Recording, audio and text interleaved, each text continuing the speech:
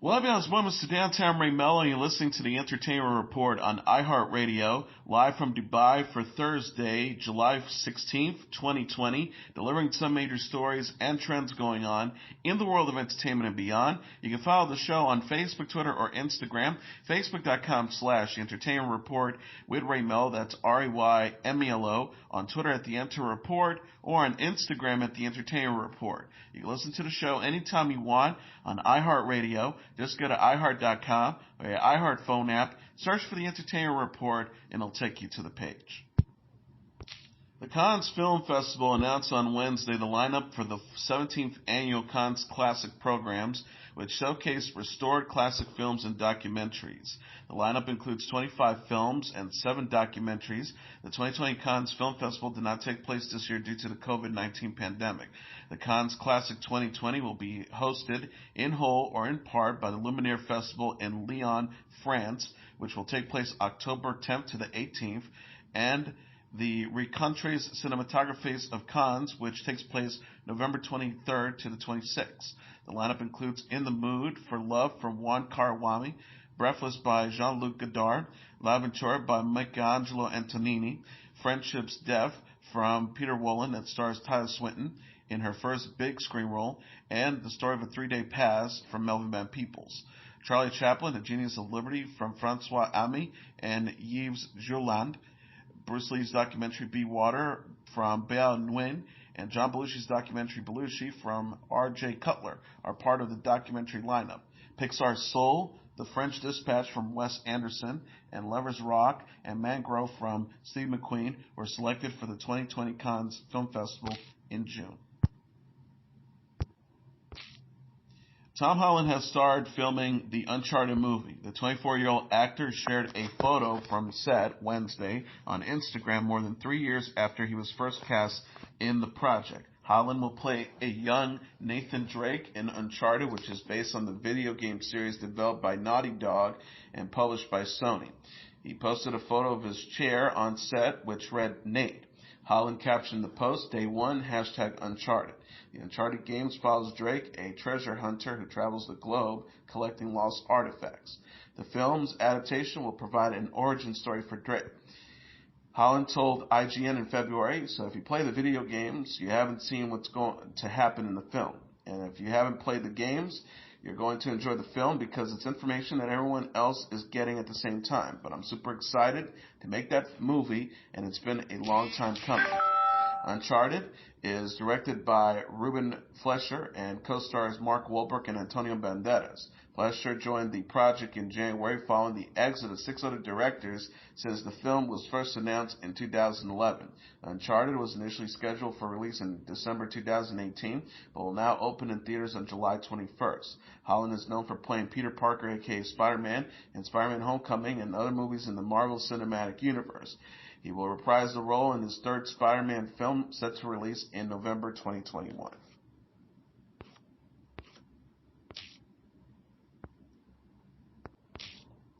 Netflix is giving a glimpse of the new film Project Power. The streaming service shared a trailer for the action thriller Wednesday featuring Jamie Foxx and Joseph Gordon-Levitt. Project Power takes place in New Orleans, where a new pill gives users an unpredictable temporary superhuman ability.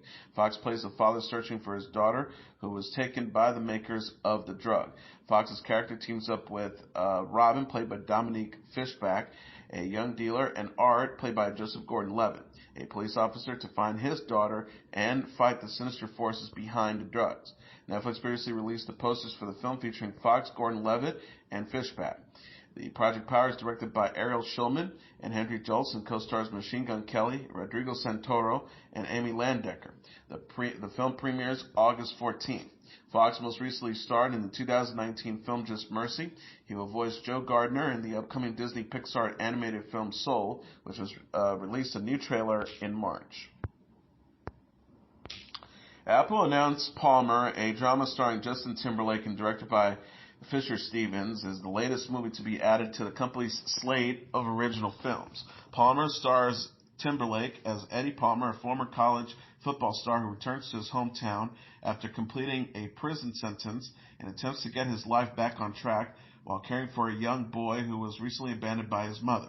The movie, directed by Fisher Stevens and written by Cheryl Guerrero, also stars Juno Temple, June Squibb, Alicia Wainwright, and Ryder Allen.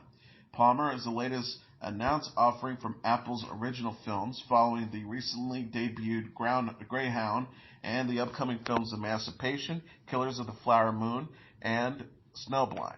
The film is produced by Sidney Kimmel, John Pennati, Charlie Colwyn, Daniel Latter, and Academy Award-winning producer Charles B. Weisler.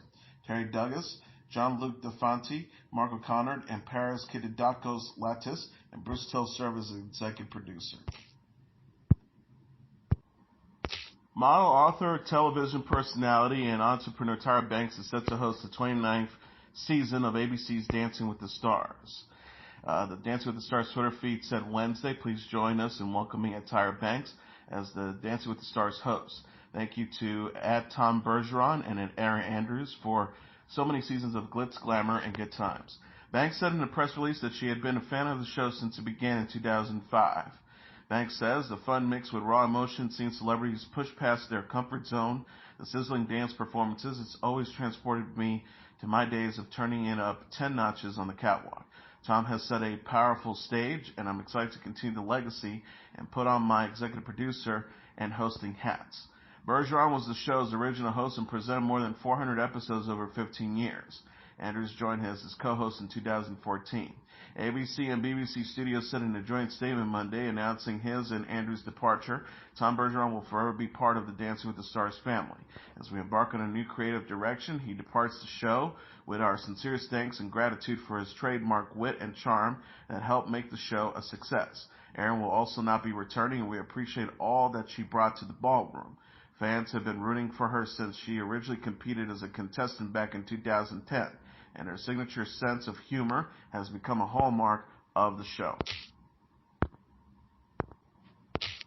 ViacomCBS has announced it's ended its relationship with actor, producer, and television personality Nick Cannon over controversial remarks he made on his podcast.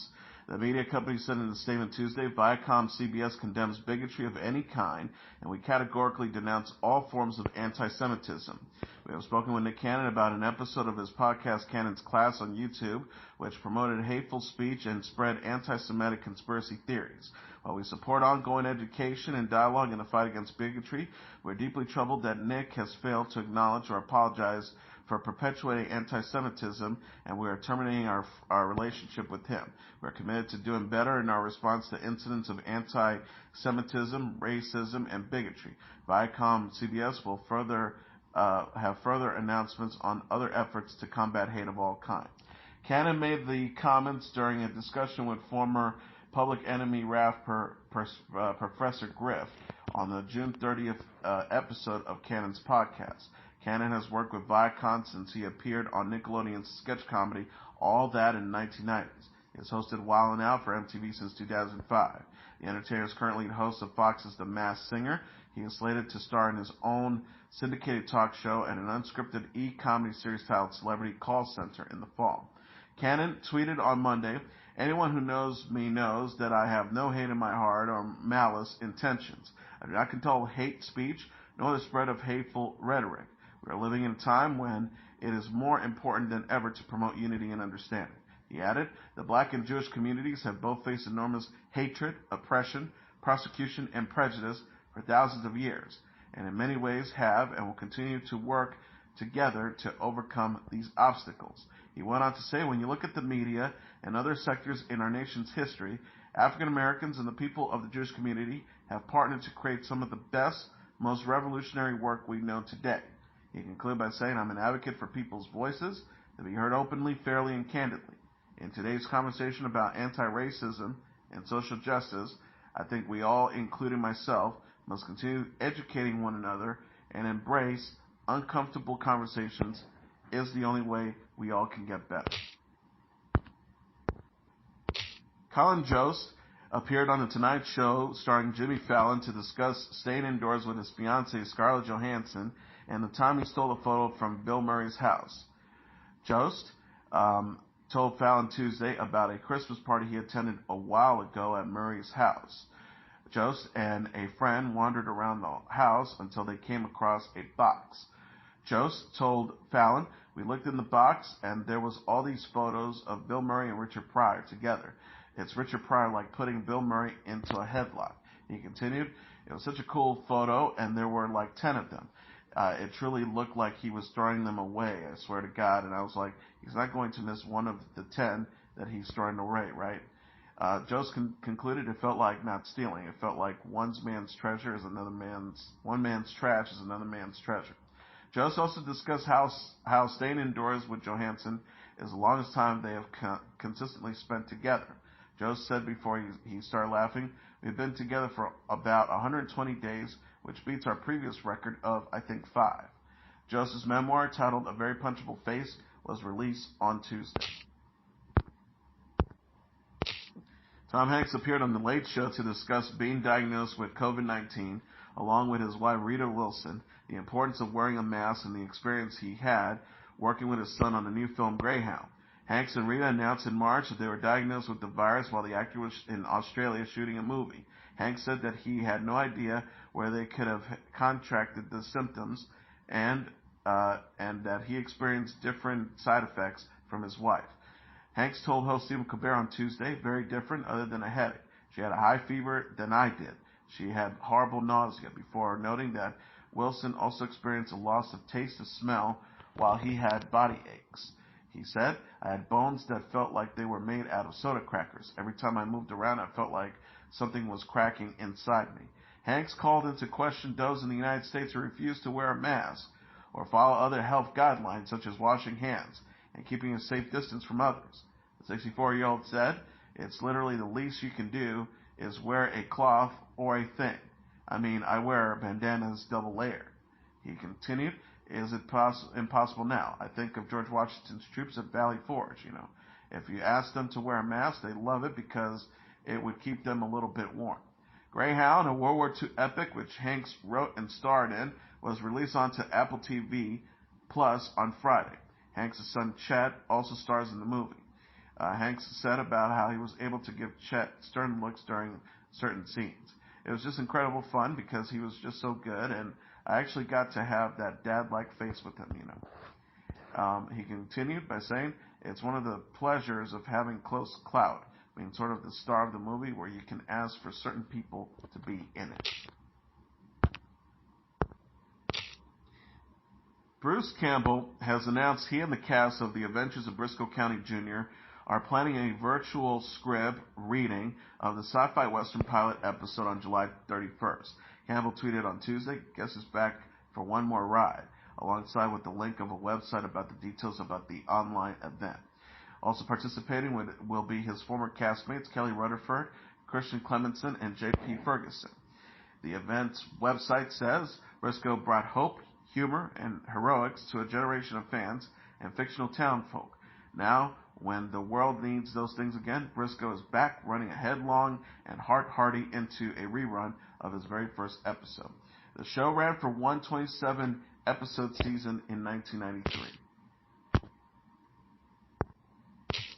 Survivor, hosted by Jeff Probst, will not be part of the CBS fall lineup due to the coronavirus pandemic. The press release says producers for Survivor, the network's perennial Wednesday 8 p.m. series, are continuing to work with officials in Fiji on the appropriate time to start production on its next edition, with health and safety matters a top priority for everyone involved. The Amazing Race Season 32 will take over the time slot for Survivor, which is going into its 41st season. The latest edition of Survivor, which was filmed before the pandemic, finished airing in May. Tony Velachos was the winner. ABC released on Wednesday a sneak peek at 42 men who may be on season 16 of The Bachelorette featuring Claire Crawley. The official Bachelorette Facebook page uploaded photos of the potential contestants and asked users to comment with the rose emoji of the men they would give the show's first impression rose to. The men range from ages 25 to 40 and contains contestants who are meant to appear on The Bachelorette season 16 before it was postponed in April due to the COVID-19 pandemic. The new season will be going into production soon with safety precautions in place, Variety reported. The show will be filmed in a quarantine location with all cast and crew members living on site. Testing and temperature checks are expected to take place. Crowley was announced as the next Bachelorette in March. She previously appeared in Season 18 of The Bachelor featuring Juan Pablo, Season 1 and 2 of The Bachelor in Paradise, and Bachelor Winter Games, where she met Benoit Savard. Crowley and Benoit Savard got engaged on The Bachelor Winter Games finale in February 2018, but the pair eventually broke things off. Matt James, who was supposed to be a contestant on Crowley's season, was instead selected to be the next Bachelor. James will be the first black Bachelor in franchise history. Showtime has announced it's passed on the third season of Jim Carrey's dramedy Kidding. The final episode aired in March. The network said in a statement Tuesday, after 2 seasons, Kidding has concluded its run on Showtime. We are very proud to have aired this imaginative, critically acclaimed, and rewarding series, and we would like to thank Jim Carrey, Dave Holstein, Michael Aguilar, Michael Gondry, and the entire cast and crew for their brilliant and tireless work. Carrey played the star of a children's television show who is trying to cope with a stressful personal life. The show co-starred Frank Langella, Judy Greer, Catherine Keener, and Justin Kirk. Carrey and Gondry previously collaborated on the film Eternal Sunshine of the Spotless Mind. Netflix is giving a glimpse of Snowpiercer Season 2. The streaming service shared a teaser trailer for the season Wednesday featuring Sean Bean as Mr. Wilford. Wilford says in the voiceover, "I'm back and I've come to take what's mine." Wilford's voice was heard in Season 1 with Bean to portray the character on screen in Season 2. Wilford is the billionaire inventor who built the Snowpiercer train and its railroad. Snowpiercer is based on Bong Joon-ho's 2013 film of the same name, which is based on the French graphic novel Les Transpercengés by Jacques Lope, Benjamin Legrand, and Jean-Marc Rochette. The series follows the passengers of the Snowpiercer, a perpetually moving train carrying the last survivors of humanity across a frozen wasteland. Snowpiercer hails from Josh Freeman and Graham Mason, co-stars Jennifer Connelly, Daveed Diggs, Mickey Sumner, and Allison Wright. The show aired on TNT and is now available on stream for Netflix. Samara Weaving has signed up to star in Hulu's upcoming adaptation of Nine Perfect Strangers based on author Liam Moriarty's novel of the same name. Weaving is set to portray Jessica in the limited series that also stars Nicole Kidman, Melissa McCarthy, Manny Jacinto, Luke Evans, and Melvin Gregg. Nine Perfect Strangers takes place at a health and wellness resort that promises healing and transformation for 9 visitors. Kidman will star as Masha, the resort's director, who is watching over the visitors and on a mission to reinvigorate their minds and bodies.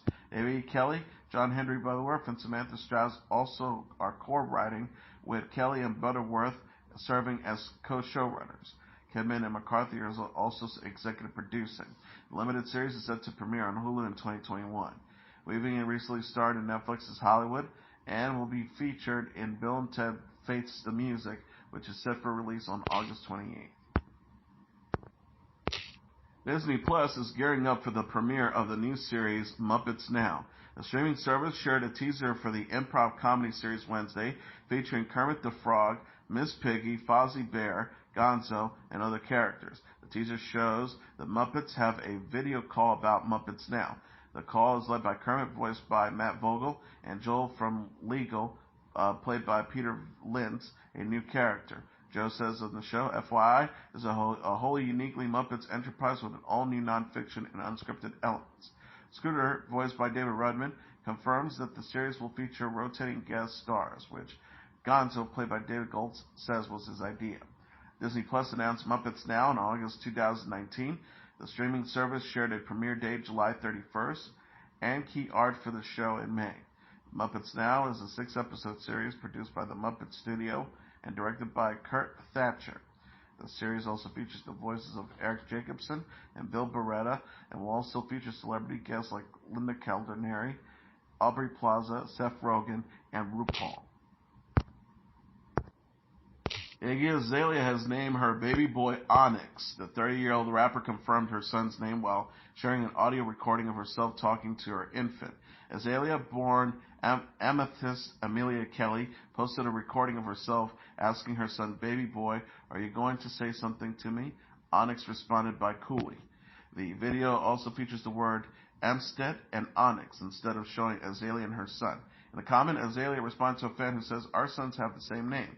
Azalea wrote in response, "We have good taste." Azalea announced on Instagram stories in June that she has a son. She told fans she will keep her son's life private. The star says, "I keep waiting for the right time to say something, but it feels like the more time passes, the more I realize I'm always going to feel anxious to share news this giant with the world." She added, "I wanted to keep his life private, but not wanting to make it clear he is not a secret, and I love him beyond words." Azalea is dating fellow rapper Playboy Carti. Playboy Carti confirmed the relationship in the summer of 2019 issue of Father magazine after in 2018. Azalea released her second studio album, In My Defense, in July 2019, and the EP Wicked Lips in December.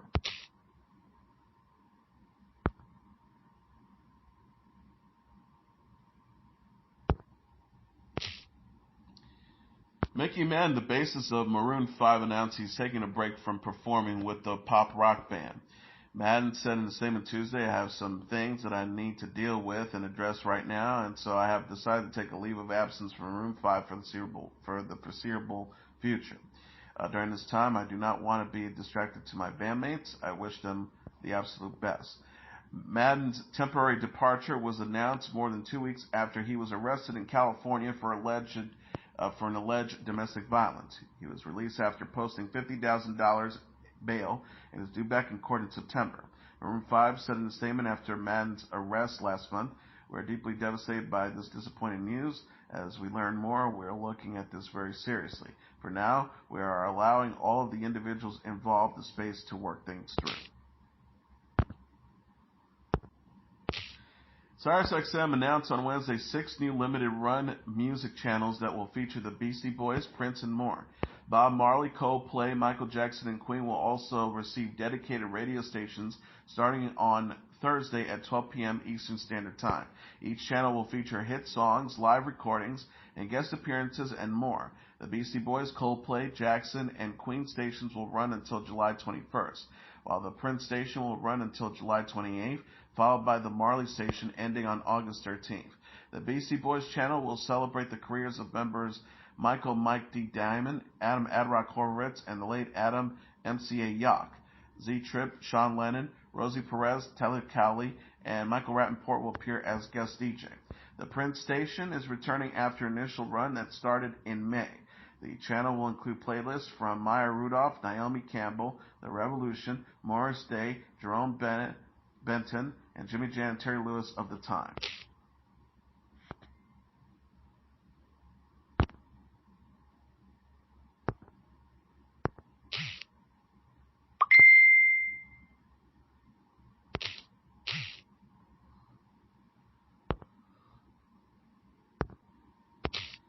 Cardi B was a big winner at the 2020 ASCAP Rhythm and Soul Music Awards, taking home Songwriter of the Year for the second year in a row.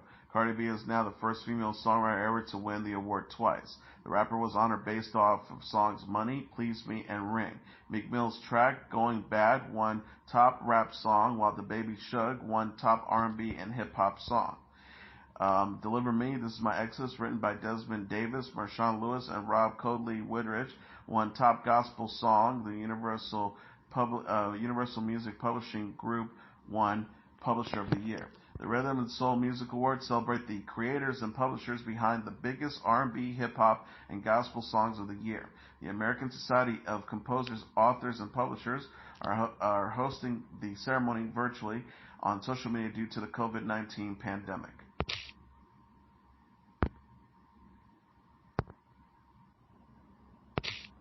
Metallica will release a live album and concert film from its S&M 2 performance with the San Francisco Symphony. The heavy metal band said Wednesday that it will release the album and film from the 2019 show on August 28th. Metallica and the San Francisco Symphony reunited to perform September 6th and 8th at the Chase Center in San Francisco.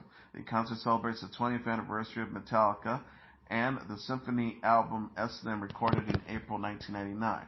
Metallica and the San Francisco Symphony performed symphonic versions of hit Metallica songs during the S&M 2. The concert film and live album will be released on vinyl, CD, and DVD, and also be available to download.